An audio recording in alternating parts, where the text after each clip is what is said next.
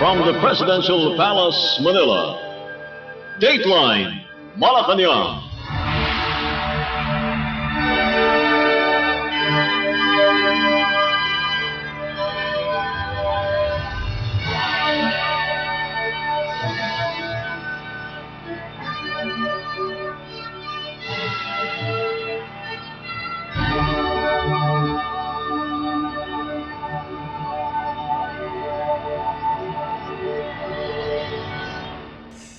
Good day.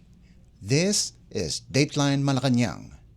Following his string of appointments on Monday, Philippine President Ferdinand R. Marcos Jr. is scheduled to attend several activities on Tuesday. First on his agenda, the President administered the oath of office to newly installed Department of Foreign Affairs or DFA Secretary Maria Teresa Lazaro at Malacañang Palace. Lazaro replaced Enrique Manalo, who will return to his former post as Philippine Permanent Representative to the United Nations in New York.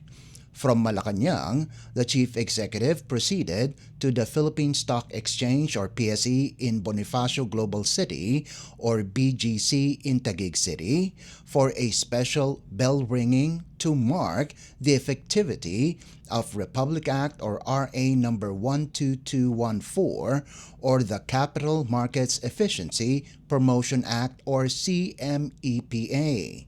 Championed by the Department of Finance or DOF, the CMEPA is a landmark reform that brings capital market investments closer to the Filipino people by making investment channels clearer, more affordable, and more accessible, especially for small investors.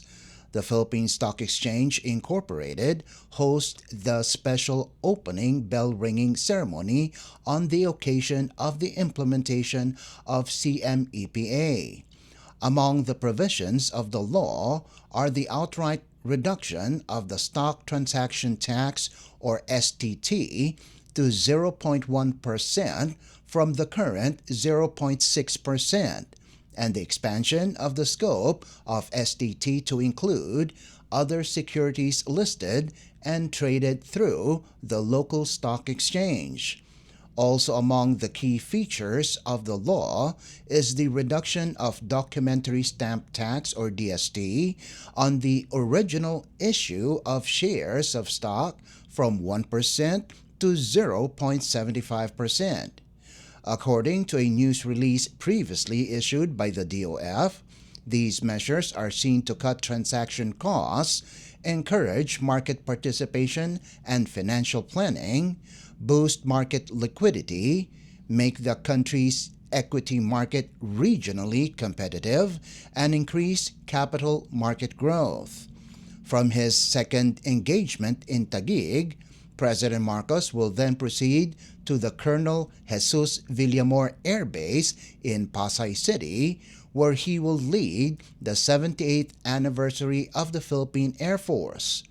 With the theme, Focus Path at 78, Advancing Air Power by Committing to Mission, Strengthening Capabilities, and Championing Core Values, the path for 78 years has remained resolute in safeguarding skies and serving the Filipino people with excellence, integrity, and patriotism.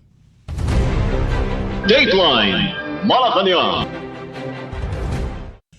Philippine President Ferdinand R. Marcos Jr. on Monday bared plans to establish permanent soil laboratories in every region as part of the government's efforts to help farmers increase their productivity and improve agricultural yield. Speaking during a dialogue with the 50th Gawad Saka awardees at the Science City of Muñoz in Nueva Ecija Province, the President underscored the importance of understanding soil conditions to guide government interventions and farm support. The Chief Executive said these mobile laboratories are only the first phase of a broader plan to permanently equip regions with soil analysis facilities. Para naman pagandahin pa ang inyong maging production, kakatapos na nagdala kami rito, nakita nyo siguro, yung 16 na soil laboratory na mobile soil laboratory. Ito ang inuna namin itong soil.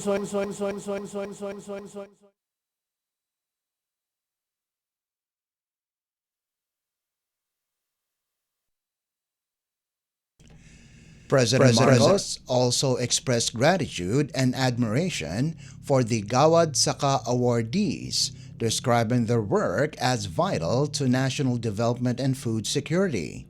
A total of 43 individuals and institutions from across the country were honored this year under the Gawad Saka program, the Department of Agriculture's highest recognition for excellence and innovation in the farming and fisheries sector. Dateline Malacañang. Meanwhile, Philippine President Ferdinand R. Marcos Jr. on Monday pushed for the full use of modern and high-tech agricultural technologies in the country, saying it is the best way to attract more young Filipinos into farming and reverse the aging trend of the sector. Speaking at a dialogue with this year's 43 Gawad Saka awardees at the Science City of Muñoz in Nueva Ecija Province, the President said the government is determined to transform the farming profession into a viable and productive career for the younger generation.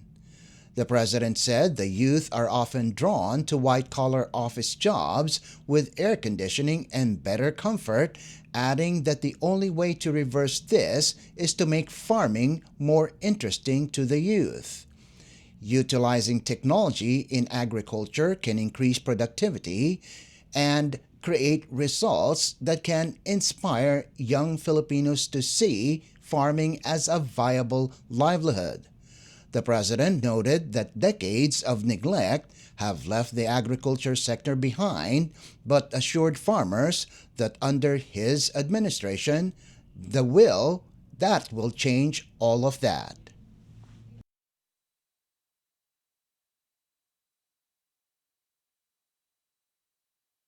Ang average age ng ating mga magsasaka at saka mangingisda masyado ng mataas.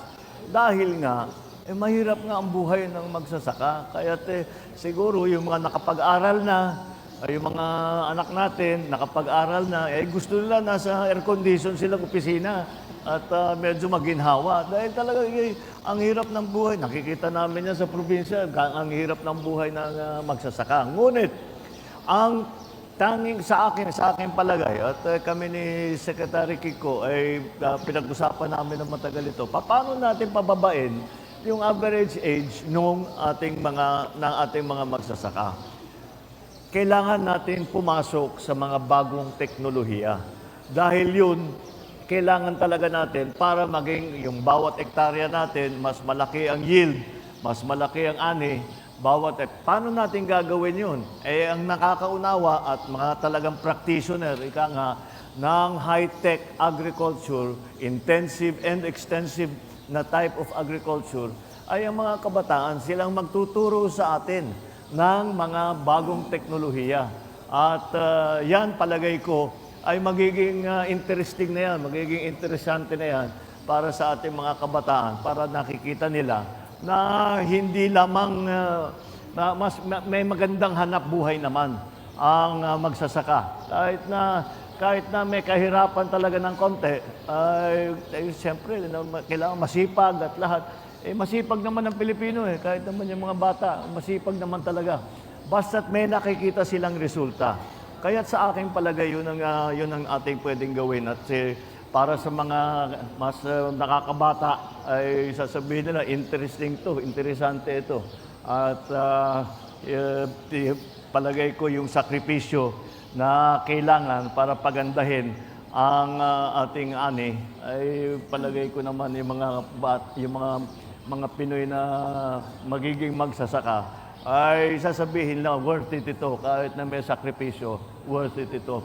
At yun ang aming para kasi medyo hindi natulungan ng agrikultura ng matagal eh. Wala tayong agricultural policy masyado ng napakatagal. Kaya sasabihin ng mga bata, ba't tayo papasok diyan? Wala nang pupuntahan yan, hanggang dyan na lang yan.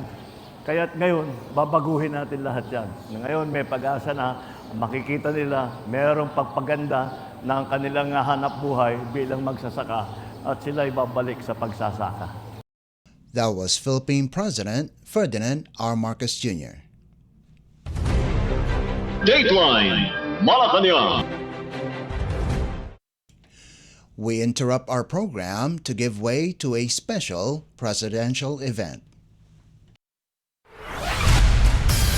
Mula sa Presidential Communications Office at Radyo Pilipinas, ito ang Presidential Live Event. Presidential Live Event. Assistant to the President for Investment and Economic Affairs, Secretary Dec Go, for that introduction. Please take a seat for that introduction. Finance Secretary, Secretary Ralph Recto, and joining us are one of the main proponents of all of the new law, Senator Sherwin Gatchalian, the Philippine Stock Exchange Chairman, Jose Pardo, PSC President and CEO, Mon Monson, and the Board of Directors, my fellow workers in government, distinguished guests, ladies and gentlemen, good morning. It is with pleasure that I join you here today for this special bell-ringing ceremony. Today, we usher in a new phase of economic opportunity for every Filipino. In May of 2025, this year, I signed into law the Capital Markets Efficiency Promotion Act, or CIMEPA. This timely and strategic tax reform redefines and transforms how Filipinos invest, build, and grow their hard-earned savings. Before this law, investing in stocks meant paying a tax, as Mon was explaining, paying a tax of 0.6%, 6 times higher than our neighbors in Singapore, Malaysia, and certainly the highest in Asia. Under CIMEPA, that rate has been reduced to 0.1%. For a first-time investor, buying a 10,000 peso worth of stock, this means paying 10 pesos in tax instead of 60. This will encourage more Filipinos to invest in our capital markets. This law also removed the documentary stamp tax on mutual funds and unit investment trust funds, investment tools widely used by young professionals and middle-class savers. The adjustment on rates lowers barriers and opens the market to more investors. Additionally, we have introduced a uniform final tax rate of 20% on interest income. This simplifies compliance, removing confusion, and in a way, leveling the playing field. This law also offers incentives for companies that help employees save for their retirement. Private employers that match or exceed their workers' contributions to the Personal Equity and Retirement Accounts, or PERA, are now entitled to an additional 50% tax deduction on their actual contributions. And at the same time, CIMEPA removes certain exemptions to enhance fairness in our tax system. Government-owned or controlled corporations are now generally subject to the same passive income taxes as other institutions. From now until the year 2030, CIMEPA is projected to generate over 25 billion pesos in net revenue, a substantial sum that can help fund the building of roads, bridges, hospitals, schools, other social safety net programs as well. But beyond revenue, CIMEPA reinforces confidence. It shows that our financial system is becoming more equitable and structured for long-term stability. So let's be clear. The reform is not just for for the well-off and for the professionals, for the stock traders. It is for every Filipino who dreams of better financial security. It empowers the small business owner, the young professional, the overseas Filipino worker to start investing their hard-earned money to build a better future. Para sa bawat Pilipino, ito po ang layunin ng pamahalaan. Alisin ang mga balakid at palawakin ang mga oportunidad para sa ating pag-uunlad. Indeed, this act allows Filipinos to be true participants in our nation's economic growth. This law enhances our competitiveness in the ASEAN region and strengthens the foundation of a capital market that can thrive on the global stage. So we extend our sincere gratitude to our legislatures for passing this landmark law. This is what happens when we put our people first. Reforms become reality. Now, to all concerned agencies, let us make it our mission to ensure that every Filipino will feel the full benefits of this law without delay. To ensure the successful implementation of this reform, I direct the Securities and Exchange Commission to streamline its procedures, remove bureaucratic bottlenecks, reduce transaction costs within its control. Undertake the necessary changes to fulfill your responsibilities in these changing times. Equally important, let us also recognize that market integrity is a shared responsibility. I urge all market participants and stakeholders to uphold transparency, fairness, and good governance. By working together in good faith, we can build an industry that earns the market's trust both here and abroad. Today, as we ring the bell to open the market, we signal a new era of economic dynamism, investor confidence, and sustainable growth. That every ring from this morning and every day, trading day thereafter, echo our strength, our optimism, our shared hope for a more prosperous future for all Filipinos. Maraming salamat at mabuhay kayong lahat. Mabuhay ang bagong Pilipinas. Thank you, Mr. President. At this point, may we request the You just heard Philippine President Ferdinand R. Marcos Jr.'s speech at the special bell ringing to mark the effectivity of the Capital Markets Efficiency Promotion Act at the Philippine Stock Exchange in Bonifacio Global City in Taguig City. Dateline Malacañang.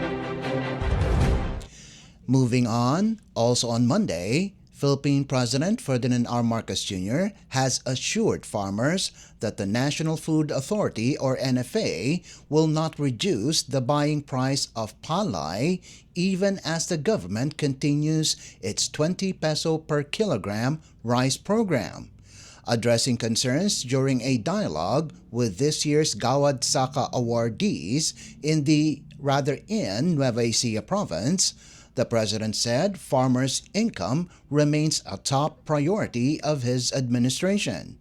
The chief executive said the current price range of palay from 19 to 23 pesos per kilogram for dry palay and 18 kilograms for wet palay will be maintained. Nag-aalala yung ibang yung ating mga magsasaka dahil binababa natin ang presyo ng bigas sa 20 piso kada kilo. Paano ngayon ang mga farmer? Kahit anong presyo ang pagbenta natin ng bigas sa palengke, hindi magbabago ang buying price ng palay ng NFA. Hindi namin ibababa hindi namin ibababa ang buying price.